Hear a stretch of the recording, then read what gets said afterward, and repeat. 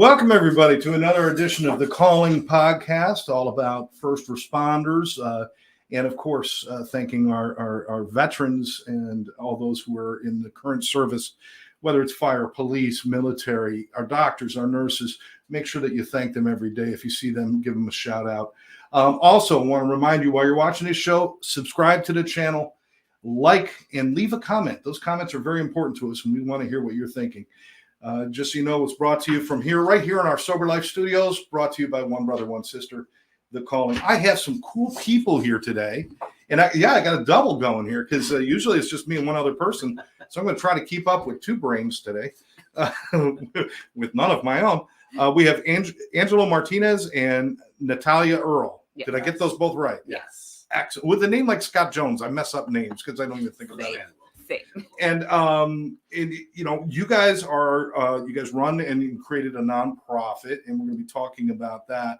But just tell me a little bit, of your background, where you're from and what brought you to where you are today. Yeah, absolutely. So thank you again for having us. It's my pleasure. Honored to be here. Again, my name's Angelo. I served 8 years in Marine Corps infantry, and I got out, struggled a lot. September will be 10 years sober. And we created the Barracks Foundation to draw veterans out of isolation into community to improve mental health and prevent veteran suicide. All right. So that's the Barracks Legend Foundation. And if you want information while we're doing this, I'll pop this up every once in a while. It's barrackslegendfoundation.com. It's hard to say, but it's easy to type. So just go ahead and put it in there. BLF was taken. Sorry, guys. I know. You want to go for the shortcuts. I was like, So, okay. And how about you, Natalia? I'm Natalia. I'm his chief operating officer. And we actually met at one of the fundraisers where he was a keynote speaker. And he was sharing his journey and all the struggles that community is having. And I was that ignorant civilian. Well, let me go back a little bit. I'm an immigrant, and I immigrated in this country almost 30 years ago. And I do believe that we live in the best country in the world, and we have most amazing freedoms and, things that we enjoy every single day. And I'm so grateful to every man and women that fought for our rights. And we, again, get to live in this country. And I was sitting there and I was like, what do you mean? You guys have all the benefits. This is why you join the military, for the benefits, right? When you get out, you guys are taken care of. And more I learned, more and more I was very surprised of what is happening behind the scenes, so to say. And I also host a podcast. So what started from a podcast interview, because I wanted to bring him on a show and spread awareness and how my community could support him, we just ended up creating Barracks Legend Foundation, and here we are. And, it's doing its thing. We usually don't do this, but what is the name of your podcast? Let's give yourself a plug here. Oh, thank you. It's called Buckle Up with exclamation point with Natalia Earle. Buckle Up. Yes. It concentrates on adversities and failures and what makes us resilient. Because I believe everybody has a story to tell. Success doesn't come without dark side. So I ask my guests to share the dark side of the life and what helped you, who helped you, what resources. Oh, I love that. Yes. Because we love to talk about success, but and I was so sick and tired of celebrities having the stage and sharing their success stories. And I was like, I want real people, real stories, people, real hardships. And the real bumpy roads that Exactly. people have to, and buckle up, because it's not a smooth ride ever. It's funny you say that, because my intro goes, it's going to be a bumpy ride. Yeah, there you go. You know what? You know what's amazing, though, Natalia, is that people stand in line to go on a roller coaster. They don't stand in line to go on the monorail.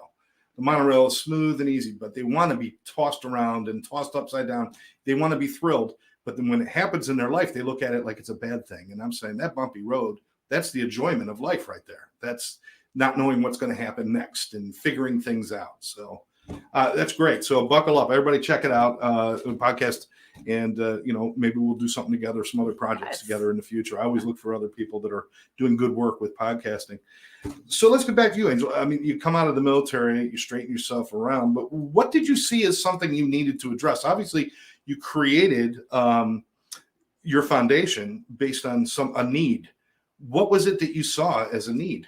Well, 44 veterans a day take their lives. And we were told That 44 veterans a day in the U.S. are taking their own lives? yes. Wow. We're told it's 22. 22 comes from the 22 number excludes alcohol-related incidences and drug-related. So anyone that OD'd or drunk himself to death does not.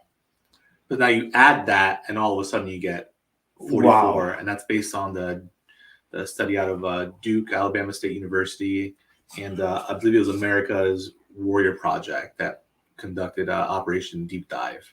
And they were the ones that were spearheading that and exposing that. And that's what made me realize, just educationally made me realize, wow, this is real. Suicide in itself, I almost killed myself in December of 2019.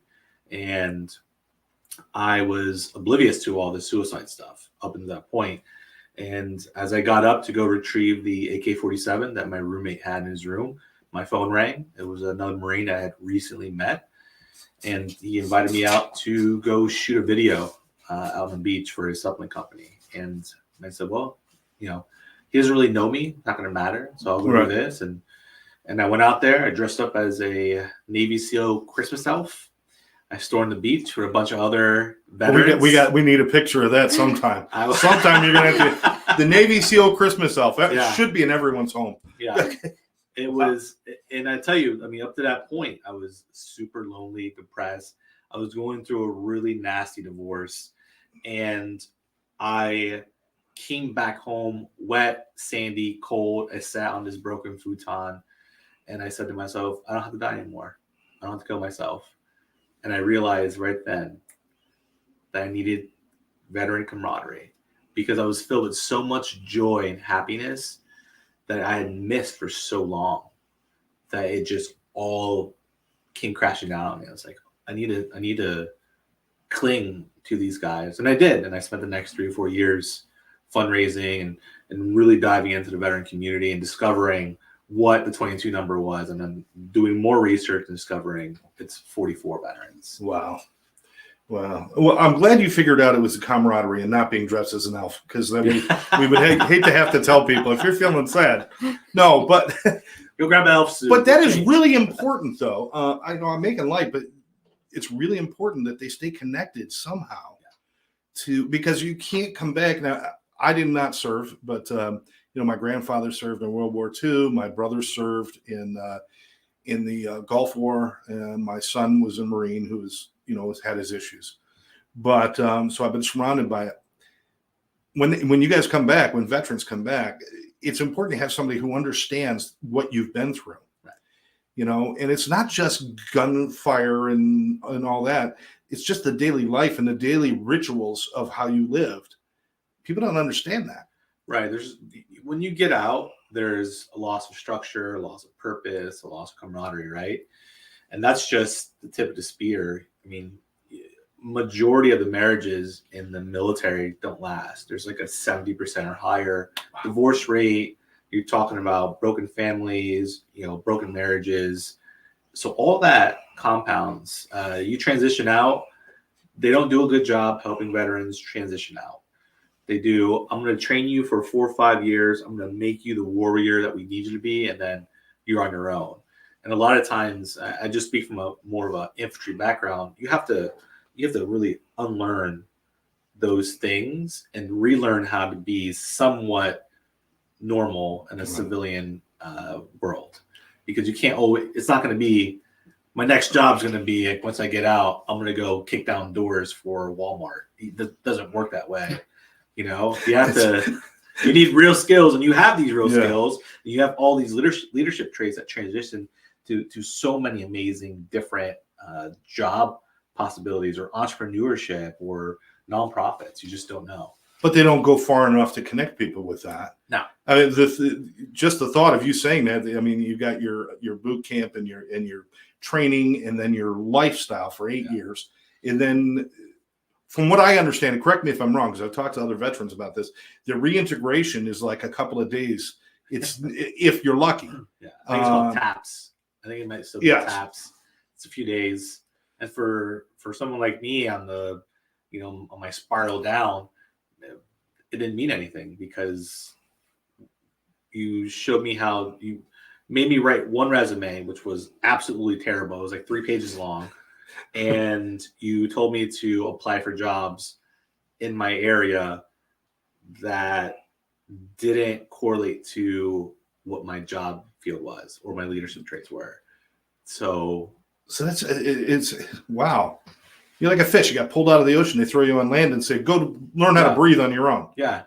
And this is one of the we get the largest military in the world, the most well-funded military in the world, the most well-trained military in the world. But we then at the end of their service, we have the least benefits for that military of anybody. I mean, there's most other countries, almost all other countries, there's a certain reverence to somebody who's been a veteran.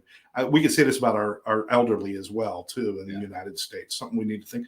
Natalia, were you shocked when you found out about all this? I was.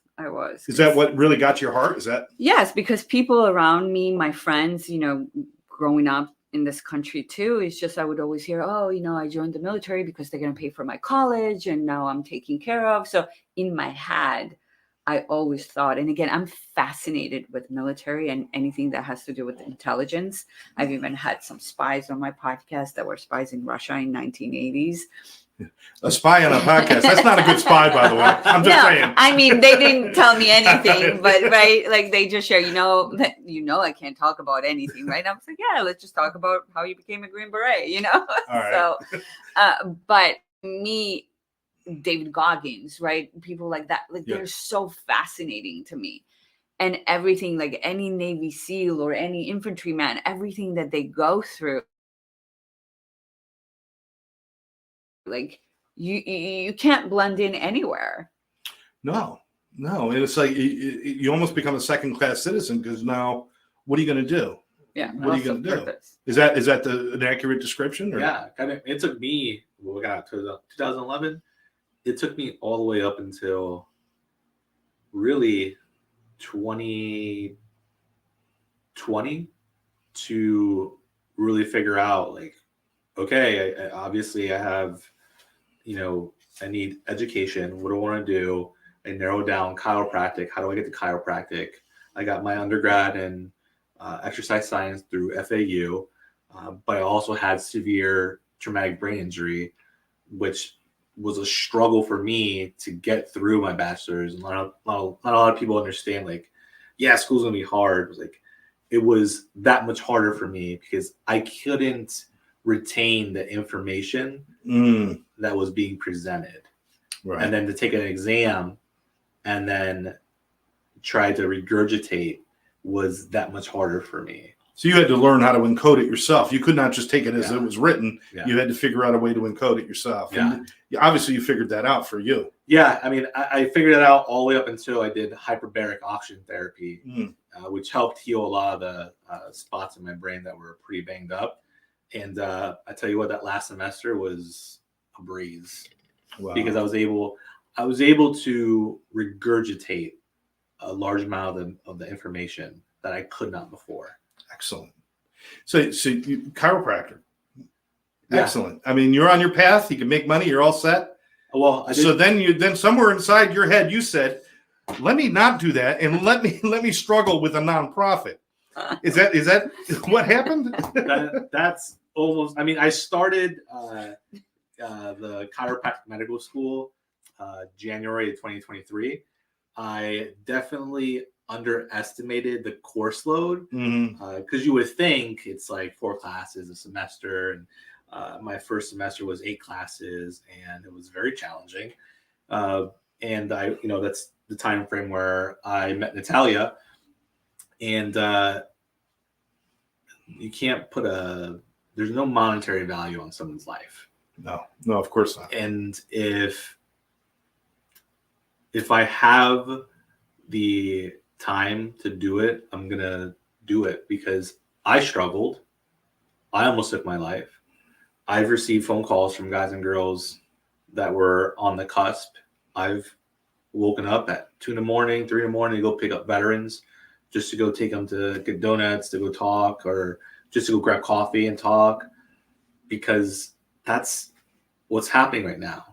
No one's, and it's not a shot to just the regular civilians, but just no one's coming for us. No one is. It's either to me, it's either I answer the call or I don't. No, I understand. I mean, most people don't even understand the scope of the problem.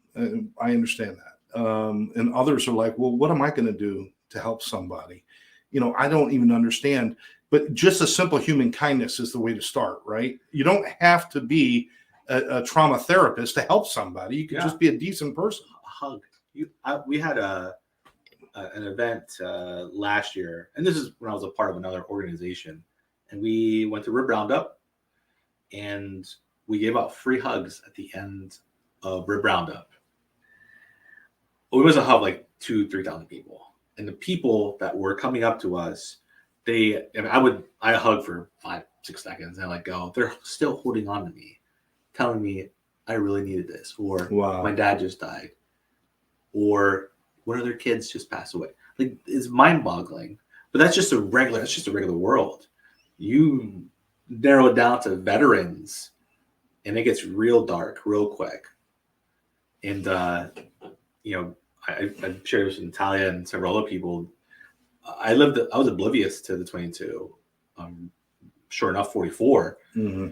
And I worked in the nonprofit beforehand, and it didn't really set into me until someone told me that someone tried to thank me for saving their life. And I was like, no, what are you talking about? And I'm like, well, when you called me 6 months ago, I had just loaded my gun, and I either had to answer your call or go through with what I was. Right. And this is like one of my really good friends. Right. And that made it clear to me. I was like, this is where I'm supposed to be. And it made me double down on what I was going to do. Yeah, you hear people say all the time, well, you saved my life. You pulled me out of the gutter. You did something. But this wasn't hyperbole. This was real. Yeah. Somebody was, and that's got to, like you said, it kind of really brings it home. So you start this foundation. And what is the mission? Because there's so many things that they need help with. You mentioned the suicide rate. The homelessness of veterans is astronomical. It's ridiculous. The underserved medical services. The VA, guess what? It should be the greatest organization on this planet. It should be. And it doesn't even compare to our regular hospitals. It's below that. It should be the greatest organization on the planet because it's taking care of the largest military on the planet. Right. But it's not. So you have all these things you need to do for these veterans. What did you narrow in on that you knew that you could make a difference in? Well, I looked at all the other organizations that are out there. And so what's the one thing that I could bring to the table that they haven't? And it's consistency. And it's not that they aren't consistently doing what they're doing, but what their missions are far different than ours. Our mission is to host these electrifying events, from shark dives to axe throwing to comedy shows, that draw veterans out of isolation into community to improve mental health and prevent veteran suicide. If I can consistently draw this veteran to an exciting event into this community of other veterans, the chances of improving their mental health are greater than ever, and the chances of preventing veteran suicide are astronomical. Wow. Well, it's such a simple concept. Yeah. But nobody does it. It's just about creating that camaraderie, connection, the link. Yeah. Were you like excited by this? Or? Yes, and because we are also very consistent. We were hoping to do 2 to 4 events a month. Last 2 months, we've done 5 events per month. Wow. And where a lot of nonprofits, I think. You look like you haven't slept. That's what it is. Now let's do 12. Go ahead, please. And I think where a lot of nonprofits struggle or get distracted with is chasing numbers. We don't concentrate on the width, we concentrate on the depth. So all these little events that we host, we might have 25, 15 veterans come, but that gives us a better ability to create one-on-one relationships, to ask the personal questions that need to be asked, to really find out what each one of them is struggling with. And as a foundation, we are here to break down the silos with other nonprofits, because no organization has enough supplies or resources or even events to help everyone. If we connect and collaborate instead of it being a competitive thing or a competition, it's a game changer. And this is where we come in as a bridge to connect veterans to other incredible nonprofits, like that do hyperbaric chamber dives or provide dogs for veterans, or do hormonal treatments. But at these events, a lot of times people look at them, oh, they're just events, they're having fun. No, that's not what it's really about. It's about that camaraderie, that community, because the community will show up for you. The community will never judge you. The community will be the first one when you make that phone call that will all be there. And that's a difference, because we live in a social media hyper-driven world, but loneliness is a worldly problem. That's amazing. I love that thought. I mean, when you think about it, you could do a lot of therapy, you could do a lot of different things, but sometimes the greatest impact is Bob meeting John at a coffee house or at a my grandfather stayed connected to his people. He was in the 43rd Cavalry in World War II, and he had a group of people that up until my grandfather passed, they were connected, and they were dying off. I mean, they were doing it, but they would meet once a year in Chicago and have a big gathering. Yeah. And then beyond that, he had people in New York that would get together every Sunday and have coffee together. And those people, when his wife passed, those are the people that saved his life, having those connections. So do you think people underestimate the power of that kind of connection? They do. Absolutely. Absolutely. And a lot of times it's just, we come from, in the Marine Corps is just a big, diverse pot of, California, New York, we all come from so many different backgrounds, and we live so spread out that a lot of times it's out of sight, out of mind, and it takes some effort.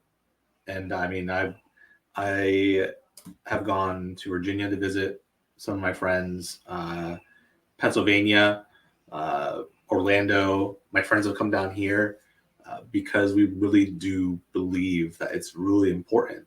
That if I was willing to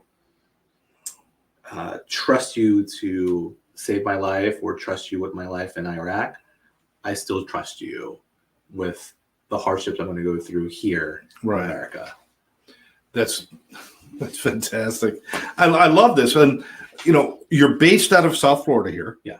Okay. So are you expecting to grow? I mean, what is your vision? I understand the mission is to bring people together, and whether it's an entertainment thing or just a gathering of some kind, whatever you can do to bring people together, that's great. What is your vision for down the road? What do you want to see? Well, we want to make sure that we have a strong footprint here in South Florida.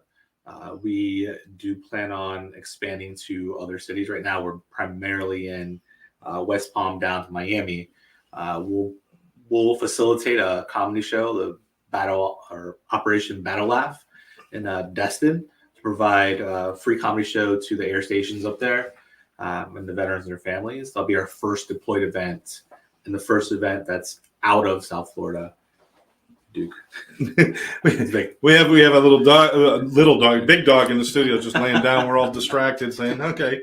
So our goal is to expand beyond Florida and go nationwide to be able to provide these kind of services and be a bridge to other resources for veterans. I've got contacts to a lot of bands that play, that we might be able to do some things, help you out on that side too. But One Brother, One Sister would love to be a part of and help you guys in any way you can. Thank you. More importantly, I want to let everybody know that I did notice if the people want to make a donation, they can do that. And every bit counts, right? Every little bit. Yep. And not a dime goes to us. Everything goes to these events. We do not pay ourselves.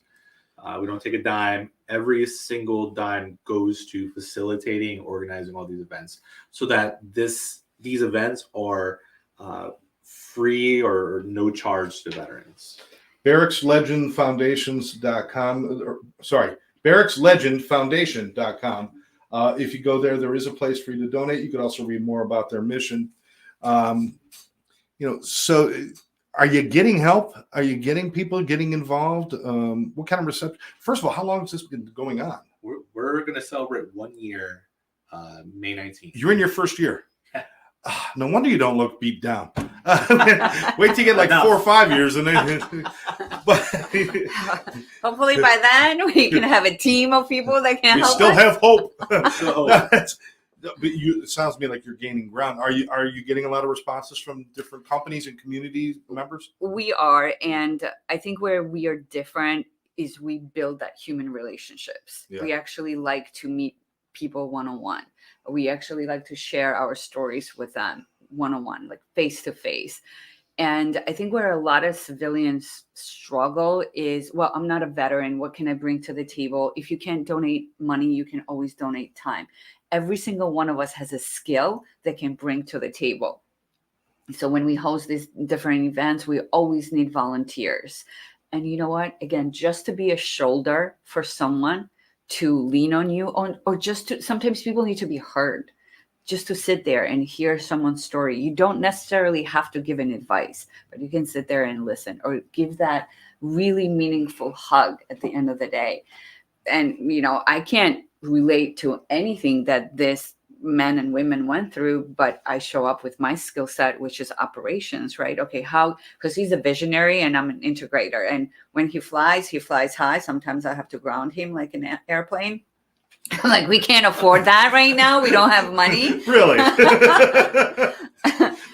But again, what can you bring to the table to make that difference? But then I take his ideas and we make them happen. You know, the businesses in the community too. Are you getting some response from them as well? The businesses. Yes, we have wonderful sponsors. We have some amazing sponsors. One of our real special sponsors, Modern Rose. Mm-hmm.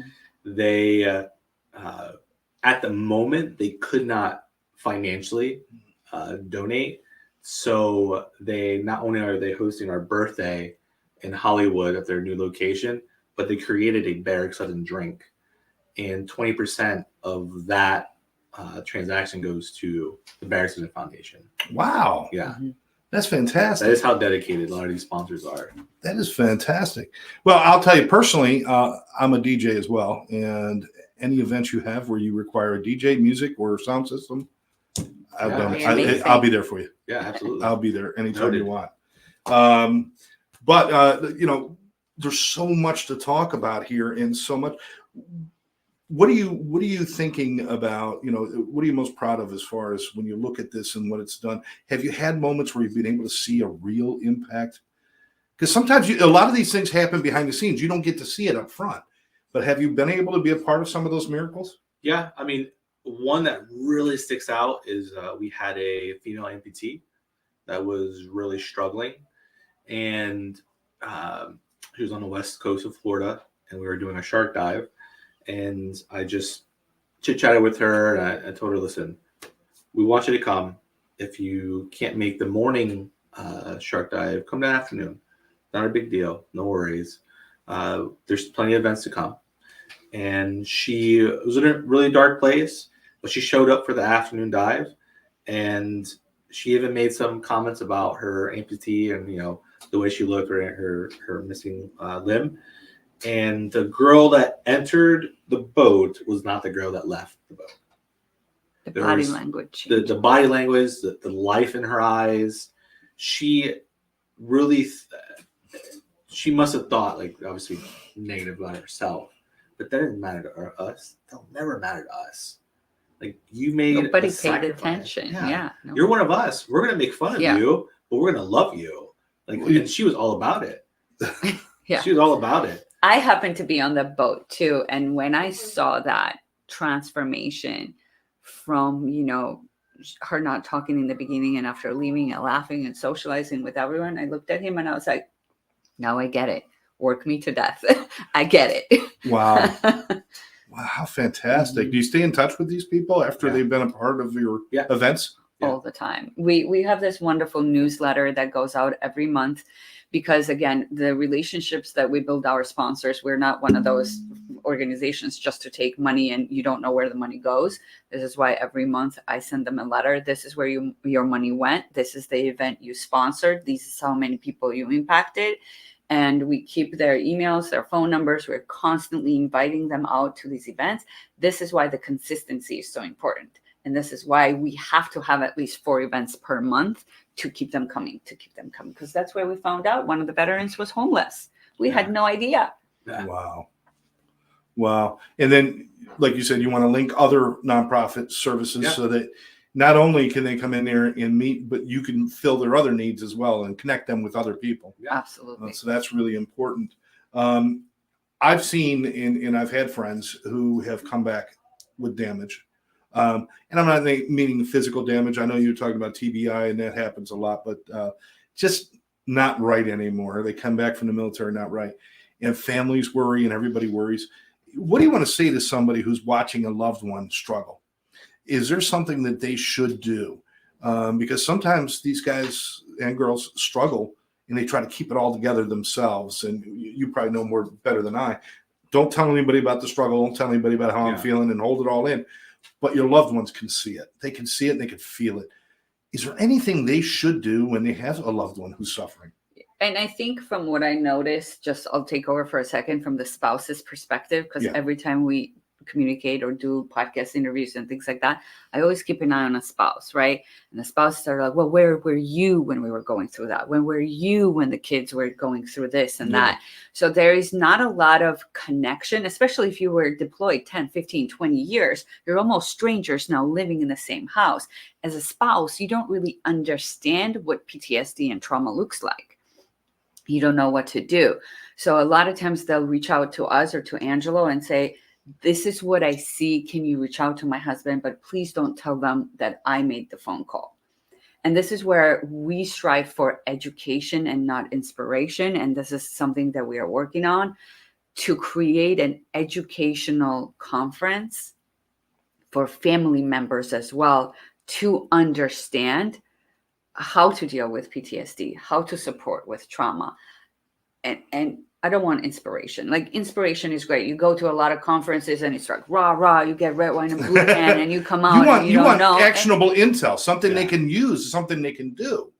Every single person that will speak will have something to give them, whether it's a blueprint or the actual treatments that these veterans can go. There are incredible organizations like NSU, or they're one of our partners, that they do mental health, dental work, vision work. Nobody knows about it.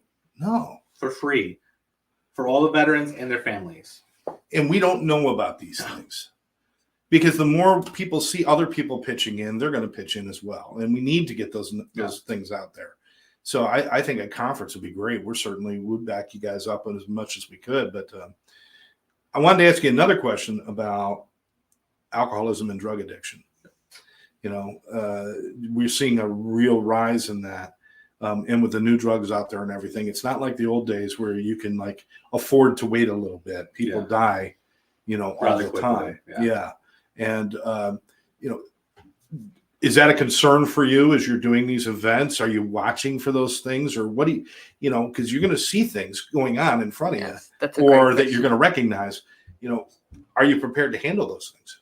Well, one, for sure, I am, but two, because I'm sober and clean, and I believe in the motto "Ductus Exemplo," lead by example. A lot of people already know that I do not partake in drinking or using drugs. Right. I don't need any of those things to make poor decisions myself. I love to have fun, just like everyone else, but they see that I'm not drinking, getting hammered, or that I'm not doing drugs to make the situation more fun.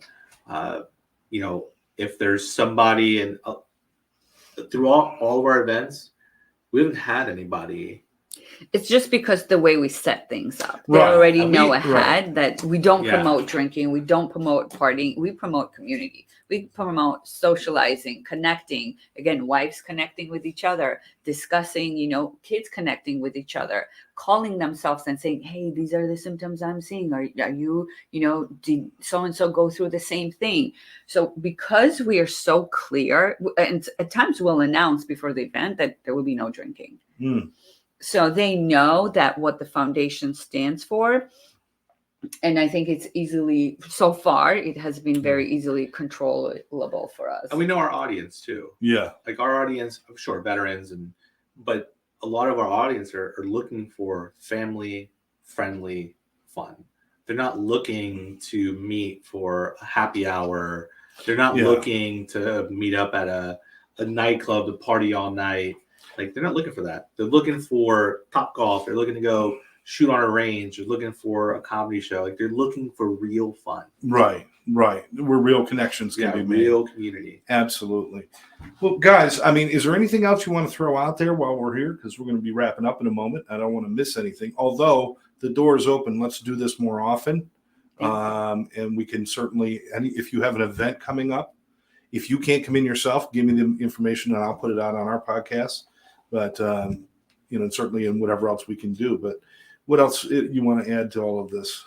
I think it's important to share that, your life, you may be struggling right now, and you may be on the cusp of taking your life because you feel like your life doesn't matter, but your life does matter. And I promise you that it's this much. Once you get past that, there's a whole new meaning, purpose, structure of life on the other side. So much more. And that's what I discovered. I made that decision to take my life. I was overcome with peace, overcome with it, because nothing else mattered. But the moment I got surrounded by a bunch of people just like me, I was filled to the gills with love and joy. And I knew it was like suicide was a lie, because the pain doesn't necessarily leave you. All it does, it's transferred to the ones that love you most. And you're not leaving this planet pain-free. You're going to know that your family, all your loved ones, your wife, your kids, your friends, they're all going to suffer because you decided to leave. And it's not because you're bad or anything like that. There's so much more to life than that dark moment. And I love the way you put that, because that dark moment, that pain and suffering, is such a small part of the rest of the world. But it's our focus, so we believe it's the whole world. We believe it's everything. Yeah.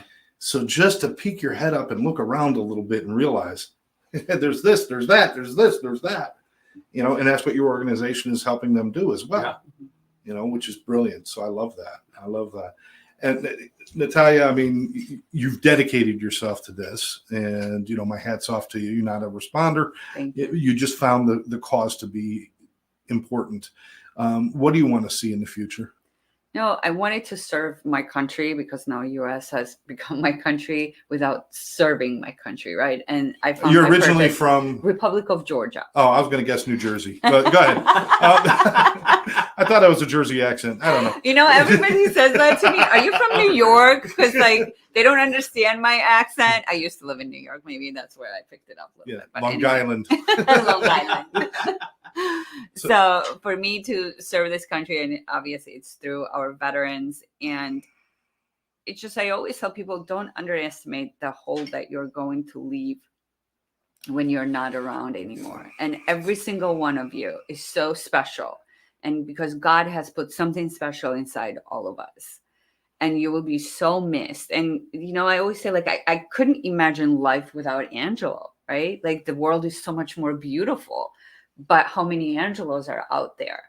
So don't, and I know pride is one of the biggest things that sometimes we have to overcome, but reach out to Angelo. He's so easy to talk to. He's a really great friend to have. And we are here to support you with anything that we can. And this is just the beginning. We are starting a movement to bring that 44 down to zero or close to zero, as close as possible. And even if we're no longer around or we have to close our doors, the movement has begun. And someone else will always be here and someone else will take over because, again, you guys have given so much and sacrificed so much for this country and its citizens that it's our pleasure, it's our honor to give back. Absolutely. Wow. And every kind word lends itself to letting them know that they're important. Absolutely. And that's what everybody out there can do. You're right, with a hug, or just don't turn your head away. Don't turn away. Say hello. Spend a moment. If you're standing in line with them at the Piggly Wiggly, take a moment and talk to them. Every human being deserves that honor, especially our veterans. They deserve the respect, our honor, and our thanks and our gratitude and everything else. So if you want to serve your country without having to go into the military, then honor the veterans and help them out. Get involved in organizations like yours. I'm going to put it up one more time. It's barrackslegendfoundation.com. Why Barracks Legend? What is that? I got to know. Before we go, I got to know what that is. So funny enough, before I met Natalia and everyone, when I really started connecting back with the veteran community, we started making shirts. It was a small business I started with a few of my other colleagues. And we came up with Barracks Legend. And the Barracks Legend is just what it is. It comes from veterans or active duty that live in the barracks that have these crazy stories that that's where the transcend the sense of camaraderie time. starts. Yeah. And that's where it all starts, is right there. Wow. Yeah. Yeah. Because I imagine that's at the I know boot camp or even active duty, when you guys come back to the barracks, it's that one chance you get to decompress and support each other. And I know a lot of it's done through jokes and goofing around and horseplay, but some of it becomes very real. Yeah, it is. I mean, you're in the barracks, and that is where all your majority of your fondest memories in the military, especially in the Marine Corps, are in the barracks. They're all in the barracks. From all the pranks that they play on each other.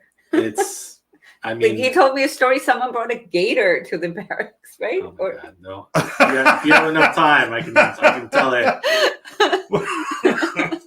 We'll have to do this again and get some of those stories together. Maybe even maybe we can interview a few vets and stuff and get some words out there. But I want everybody to get involved. barrackslegendfoundation.com. Make sure that you just $5, whatever you can do, $100, do something. But more importantly, keep an eye. They can keep an eye on the site to see when the events are coming. Yeah. And they can also reach out to you guys and say, I'd like to volunteer to help, right? Yes. And you want that. Yeah, absolutely. Our events are listed on the website under calendar, past and present.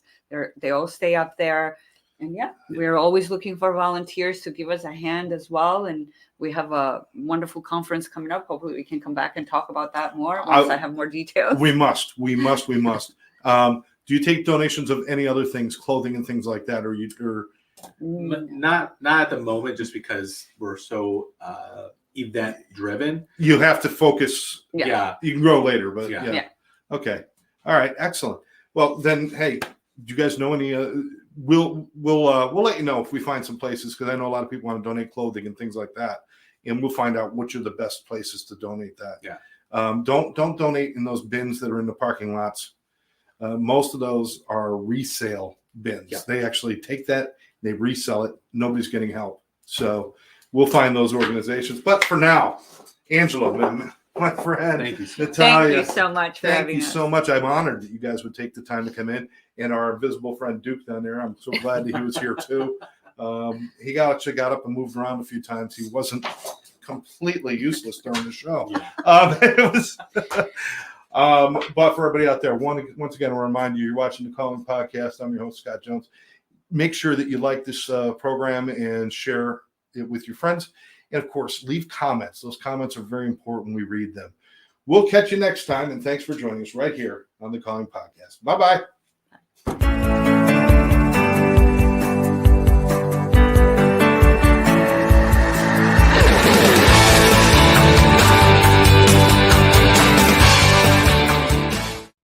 Asking questions and then